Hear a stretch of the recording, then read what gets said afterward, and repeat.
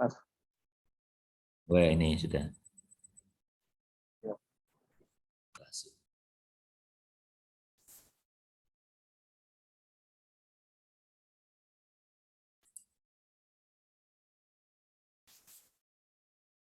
Masih Baik, selamat malam.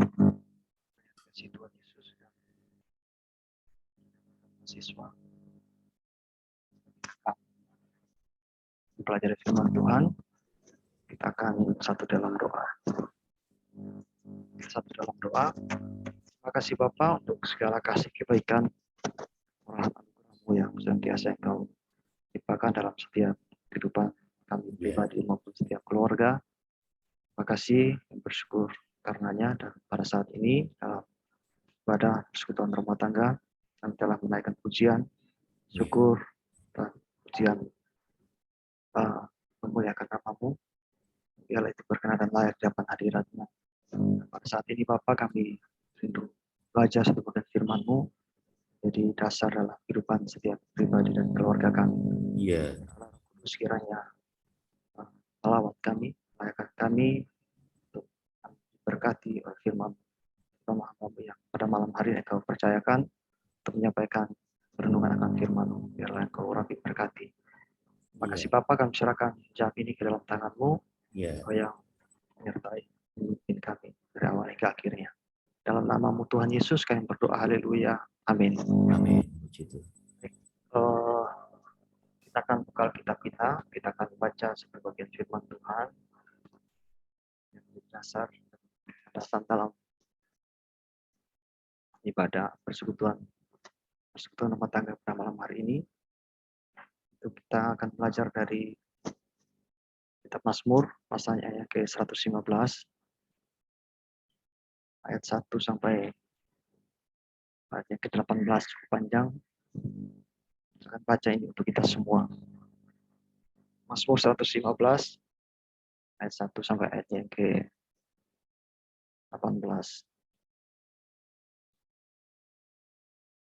Baik, kalau sudah menemukan, saya akan baca untuk kita. Judul perikopnya adalah kemuliaan hanya bagi Allah. Bukan kepada kami, ya Tuhan, bukan kepada kami, tetapi kepada nama-Mu lah beri kemuliaan. Oleh karena kasih-Mu, oleh karena setia-Mu. Mengapa bangsa-bangsa akan berkata, di mana Allah mereka? Allah kita di sorga, Dia melakukan apa yang dikehendakinya. Berhala-berhala mereka adalah perak dan emas buatan tangan manusia. Tetap mempunyai mulut, tetapi tidak dapat berkata-kata, mempunyai mata, tetapi tidak dapat melihat, mempunyai telinga, tetapi tidak dapat mendengar, mempunyai hidung, tetapi tidak dapat mencium, mempunyai tangan, tetapi tidak dapat meraba-raba, mempunyai kaki, tetapi tidak dapat berjalan, dan tidak dapat memberi suara dengan kerongkongannya. Seperti itulah jadinya orang-orang yang membuatnya dan semua orang yang percaya kepadanya. Hai Israel, percayalah kepada Tuhan. Dialah pertolongan mereka dan perisai mereka. Hai kaum Harun, percayalah kepada Tuhan. Dialah pertolongan mereka dan perisai mereka. Hai orang-orang yang takut akan Tuhan, percayalah kepada Tuhan. Dialah pertolongan mereka dan perisai mereka. Tuhan telah mengingat kita. Dia akan memberkati kaum Israel, memberkati kaum Harun, memberkati orang-orang yang takut akan Tuhan, baik yang kecil maupun yang besar. Kiranya Tuhan memberi pertambahan kepada kamu dan kepada anak-anakmu. Diberkatilah kamu oleh Tuhan yang menjadikan langit dan bumi. Langit itu langit kepunyaan Tuhan, dan bumi itu telah diberikannya kepada anak-anak manusia.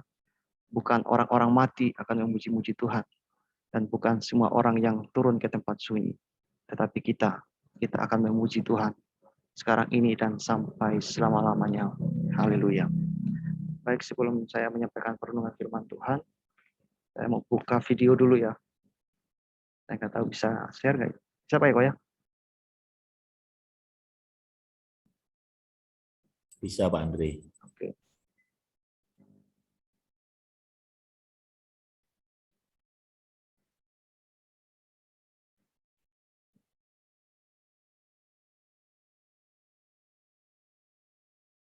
Ya, semoga bisa ya.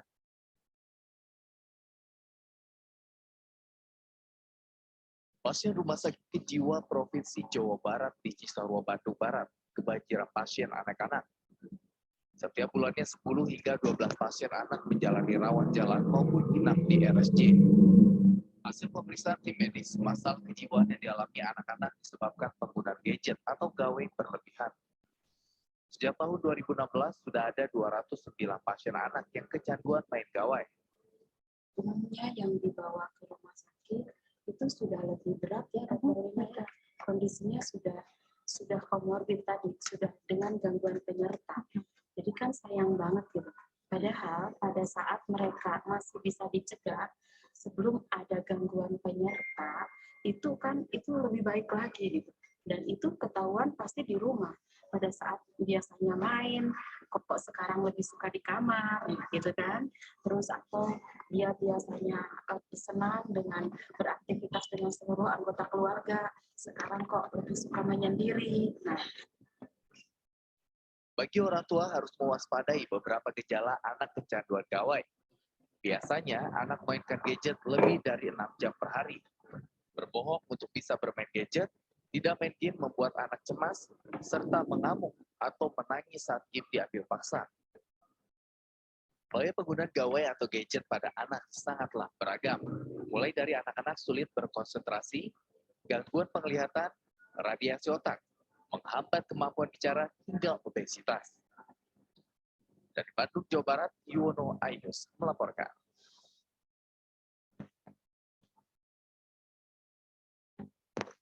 Ya, baik. Kita lanjut ke firman Tuhan. Jadi itu satu fenomena yang sangat-sangat memprihatinkan bagi kita. Yang memang tadi dibahas anak-anak, tapi sebetulnya bukan anak-anak saja yang kecanduan gadget, tapi orang tua juga. Semua gitu ya. Ibu-ibu, bapak-bapak, gitu ya. Semua. Jadi ini satu yang sangat membahayakan bagi kehidupan setiap keluarga Kristen. Ini tantangan yang kita harus waspada. Dan ini bukan hanya bagi yang berkeluarga saja, tetapi juga bagi kita yang mungkin yang belum berkeluarga. Ini kita harus waspada karena ini yang akan terjadi di sekitar kita. Nah, saudara kasih dalam Tuhan Yesus, di dalam konteks bangsa Israel, kita kembali pada firman Tuhan. Tentunya kita tahu bahwa orang Israel itu diwajibkan untuk memuliakan Tuhan dalam kehidupan mereka. Begitu ya. Memuliakan Tuhan. Dalam bahasa Ibrani-nya itu kabat atau bisa juga kabet gitu ya. Itu memuliakan. Kabet Elohim, memuliakan Tuhan. Nah, tentunya kata kabat atau kabet ini lahir dari satu kata yaitu kabot yang artinya kemuliaan gitu ya. Dan kabot itu sendiri memiliki pengertian adalah berat sebetulnya. Ya, tidak nyambung gitu. Tetapi apa yang dimaksudkan berat ini? Itu berat itu menunjuk kepada beratnya nilai, beratnya makna, beratnya harga dari sesuatu. Nah, kenapa disebut emas itu logam mulia?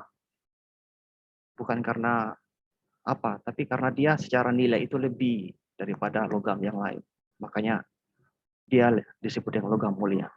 Demikian juga Allah, kita memuliakan Allah karena Allah itu lebih dari segala sesuatu di dalam kehidupan kita. Gitu ya. Itu kira-kira maknanya demikian. Tapi ada juga pengertian dari kabut itu menunjuk kepada kehadiran Allah dalam hidup manusia. Begitu ya, yang kita sebut dengan sekinah. Begitu, itu menunjukkan kemuliaan Allah. Nah, jadi memuliakan Allah itu berarti menjadikan Allah itu sangat bernilai dengan jalan menghadirkan Allah dalam dan melalui kehidupan kita. Begitu ya. Sekali lagi saya katakan, memuliakan Allah dalam kehidupan orang Israel, apalagi kita, itu menjadikan Allah di dalam hidup kita sangat bernilai dibandingkan dengan segala sesuatu yang ada di dalam dunia ini. Dengan jalan bagaimana? Menghadirkan Allah dalam dan melalui kehidupan kita. Itu namanya memuliakan Allah. Karena memang tema kita malam hari ini adalah keluarga yang memuliakan Allah.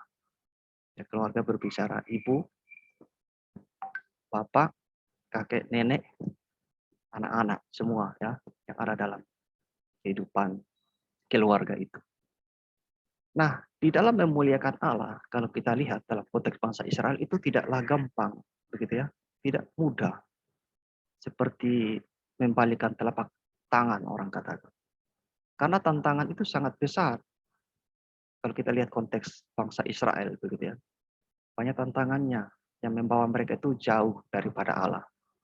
Salah satu yang disebutkan tadi di dalam pasal 115 tadi adalah adanya berhala, penyembahan berhala yang ada di sekitar orang Israel. Kita tahu ya, ada Baal, ada macam-macam yang ada di sekitar orang Israel. Itu tantangan yang membuat mereka untuk tidak memuliakan Allah karena mereka menyembah berhala-berhala tersebut. Begitu. Nah, kalau kita lihat tadi Mazmur apa kok nyanyi? Pasien Rumah Sakit Jiwa Sebentar, Pak, ya. Provinsi Jawa Barat di Cisarua, Bandung Barat, kebanjiran pasien anak-anak. Setiap bulannya 10 hingga 12 pasien anak menjalani rawat.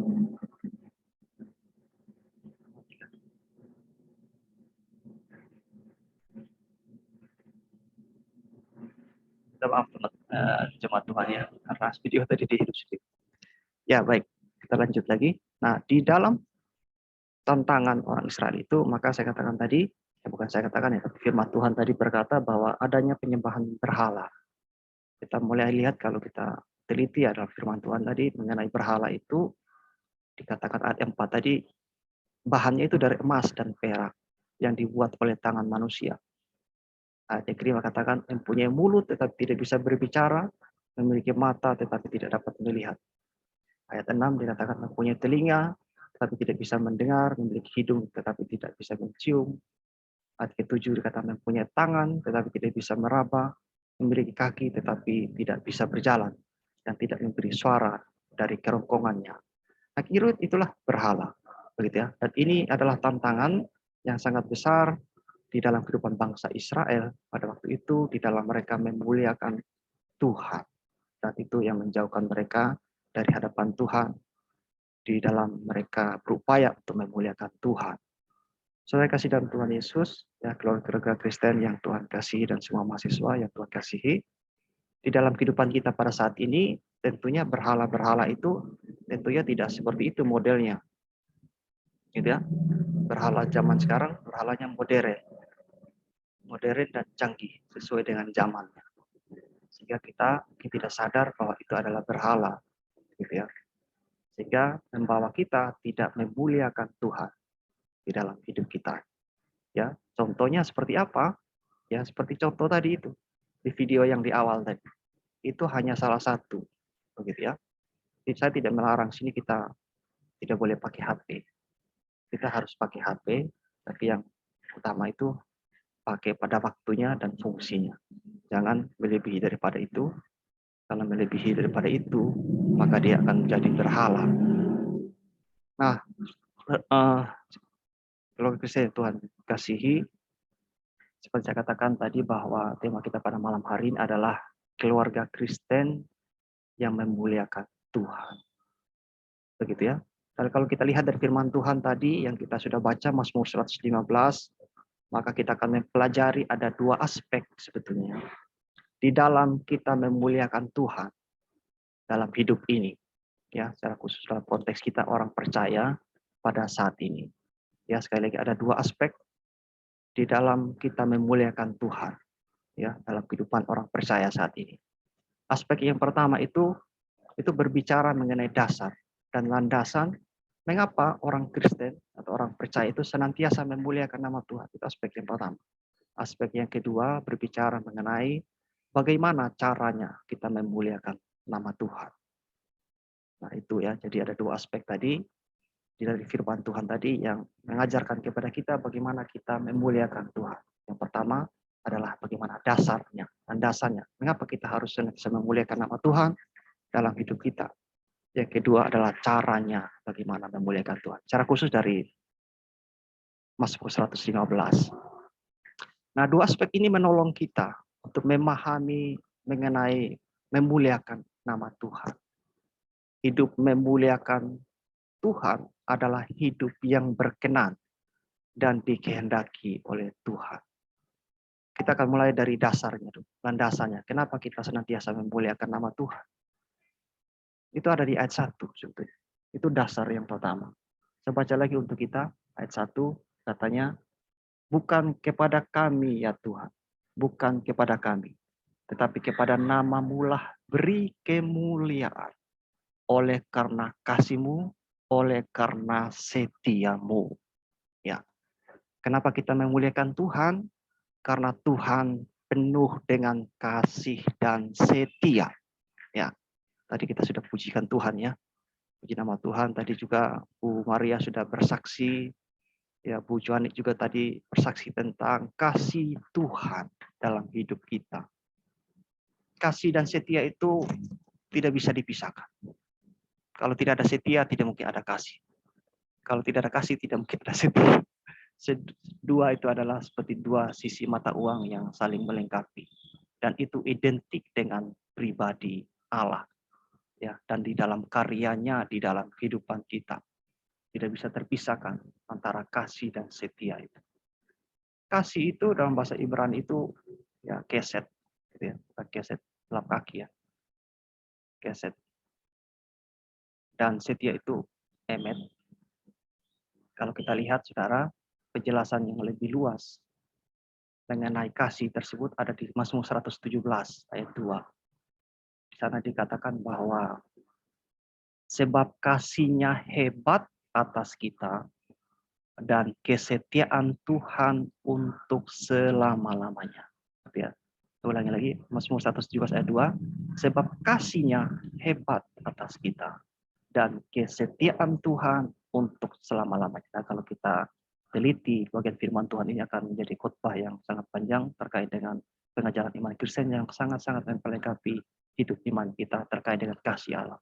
Bahwa kasih Tuhan itu sangat hebat dan kesetiaannya Tuhan itu selama-lamanya. Manusia kasih dan kesetiaan itu terbatas ruang dan waktu, gitu ya. Terkadang dia menyenangkan kita, terkadang dia mengecewakan kita. Itulah manusia.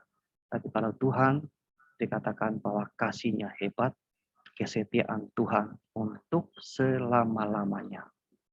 Nah, saudara kasih dalam Tuhan Yesus, kalau kita pelajari lebih dalam lagi mengenai pernyataan firman Tuhan mengenai kasih Allah yang hebat dan kesetiaan yang selama-lamanya ini, maka kita akan tahu dari apa yang dikatakan oleh Rasul Yohanes. Itu kan baru normatifnya ya, baru teorinya.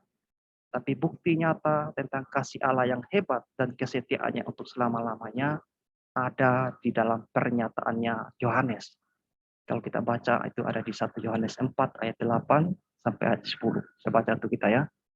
Yang dikatakan bahwa kasih Tuhan itu hebat dan setianya untuk selama-lamanya. Itu buktinya itu ada di 1 Yohanes 4 ayat 8 sampai 10. Yang bunyinya begini. Barang siapa tidak mengasihi, ia tidak mengenal Allah, sebab Allah adalah kasih. Dalam hal inilah kasih Allah dinyatakan di tengah-tengah kita, yaitu bahwa Allah telah mengutus anaknya yang tunggal ke dalam dunia, supaya kita hidup olehnya. Inilah kasih itu. Bukan kita yang telah mengasihi Allah, tetapi Allah yang telah mengasihi kita, dan yang telah mengutus anaknya sebagai pendamaian bagi dosa-dosa kita. Jadi kasih Allah yang hebat, kesetiaannya selama-lamanya itu dinyatakan dengan bagaimana? Dengan mengutus Tuhan Yesus ke dalam dunia ini. Kasih Kristen itu bukan satu teori. Kasih Kristen itu adalah bukti nyata yang dikerjakan oleh Allah. Melalui siapa? Melalui Yesus yang diutus ke dalam dunia ini. Untuk apa Yesus datang ke dunia ini? Yohanes tadi berkata, untuk mendamaikan kita dari dosa-dosa kita. Kita tahu bahwa dosa di hadapan Allah suatu yang sangat menjijikan. Dan dosa itu adalah maut. Tetapi dengan dia mengutus Yesus sebagai bukti kasih-Nya bagi kita, maka kita diselamatkan. Itu bukti kasih Allah. Oleh karena itu, saudara kasih dalam Tuhan Yesus, keluarga Kristen yang Tuhan kasihi, aspek yang pertama, dasar. Mengapa kita memuliakan Allah dalam hidup kita sebagai keluarga Kristen, sebagai anak-anak Kristen, karena Allah itu kasih. Ya, Allah itu penuh dengan kesetiaan, dan itu ditunjukkannya di dalam karyanya melalui Kristus yang datang ke dalam dunia ini. Tentunya saya tidak bahas yang lebih mendalam tentang ini. Kita mengerti dan mengetahui itu, begitu ya, mengenai kasih Kristus yang begitu besar ya di dalam kehidupan kita.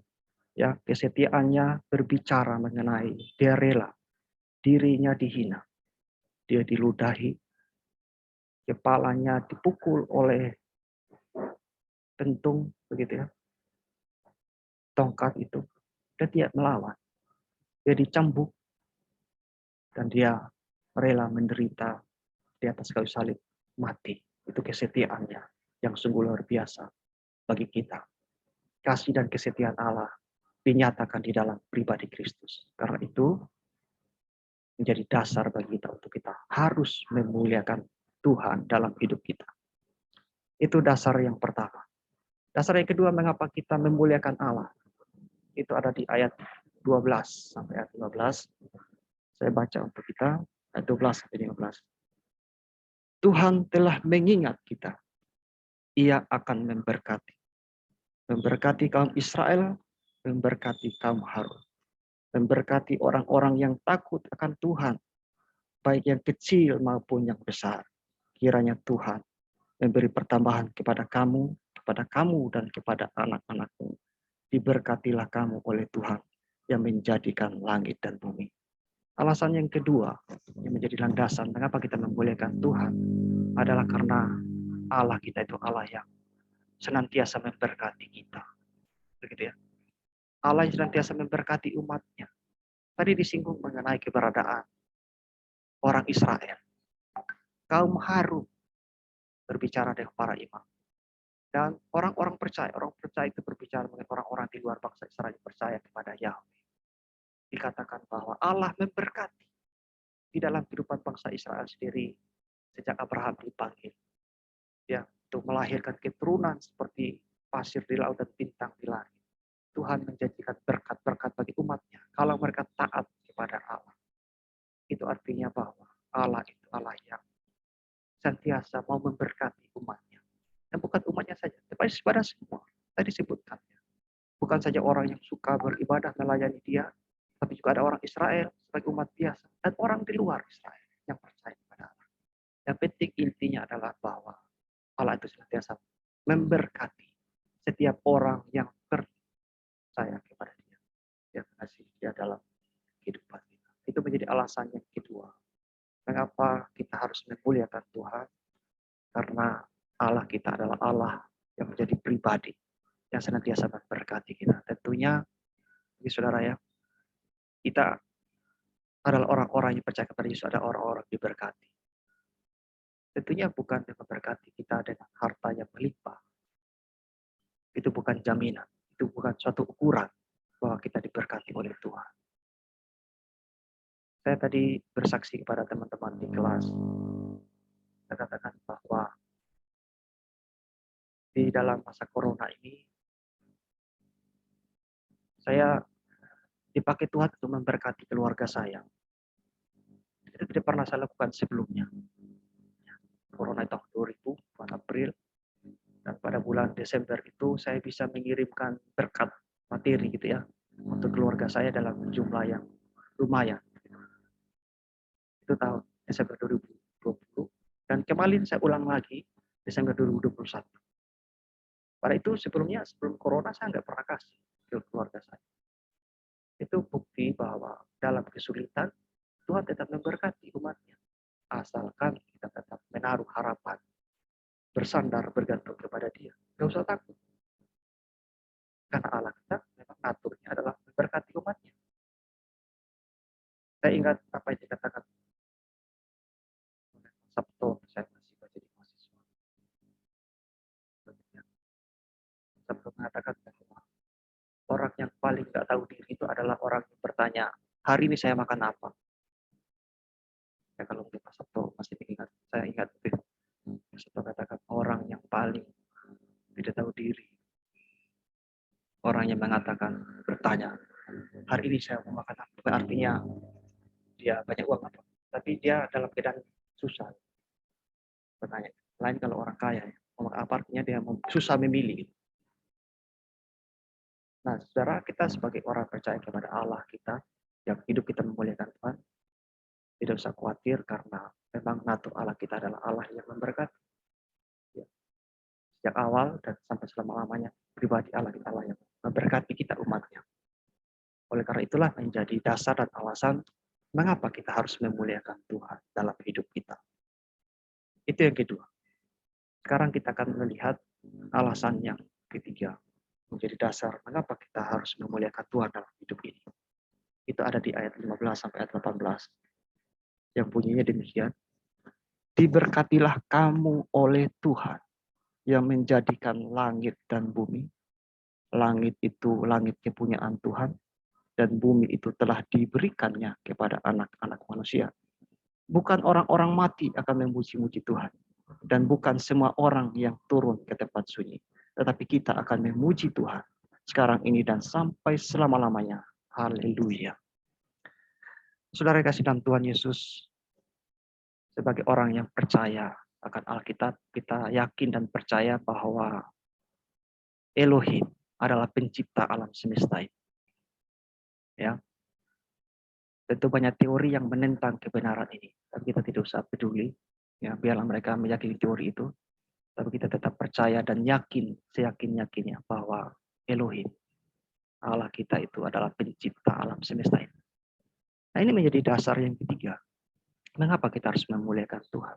Karena kita adalah umatnya yang diciptakan oleh Dia. Salah satu ciptaan Allah.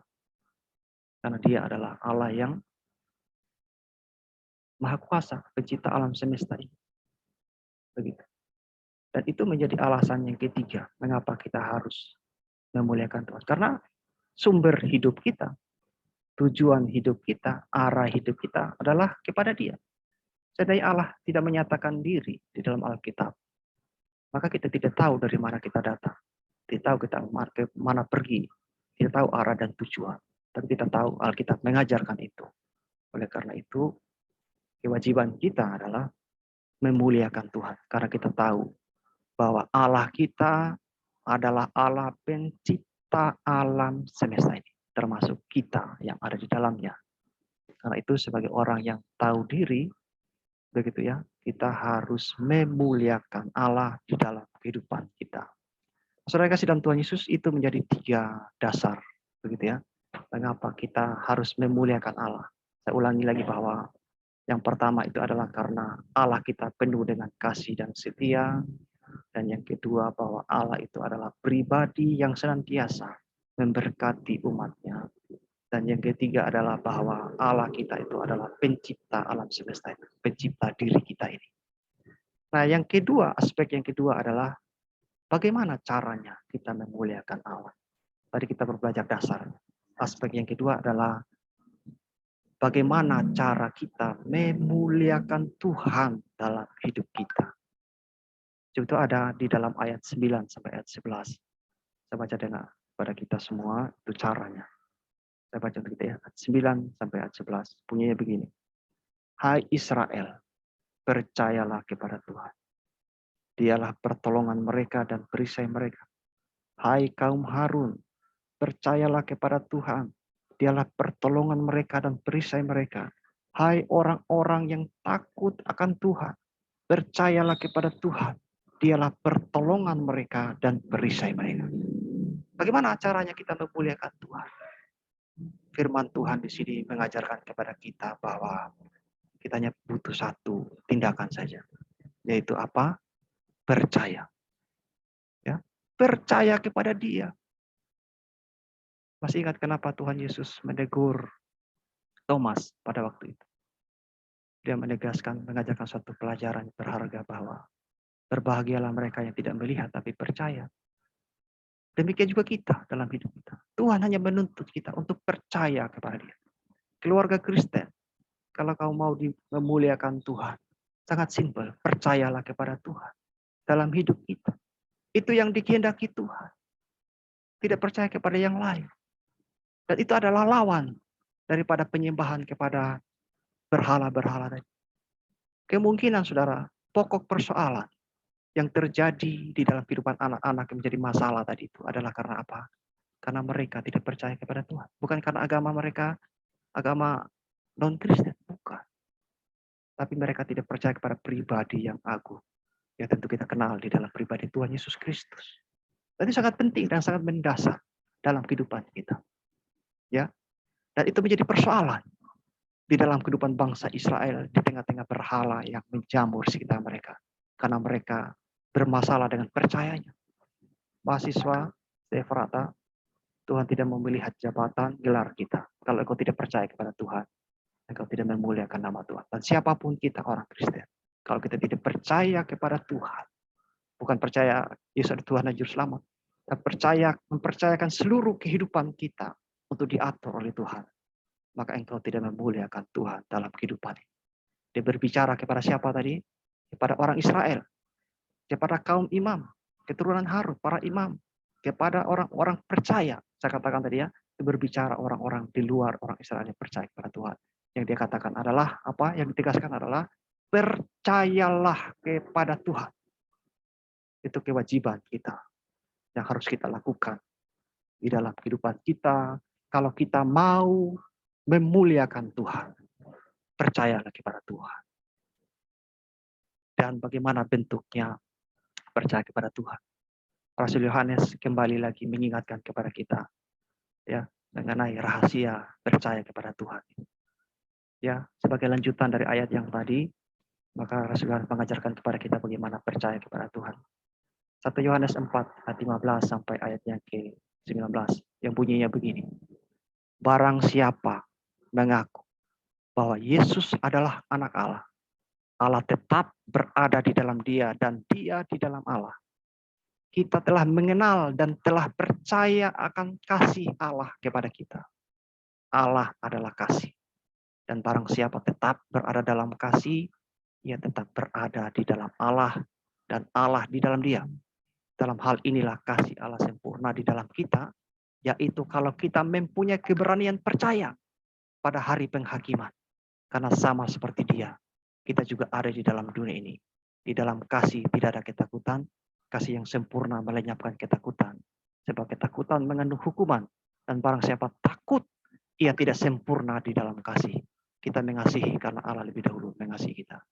Artinya bahwa biarlah kita senantiasa menyandarkan hidup kita hanya kepada Yesus. Karena itulah bentuk kepercayaan kita sebagai keluarga Kristen, sebagai anak-anak Kristen yang memuliakan nama Tuhan.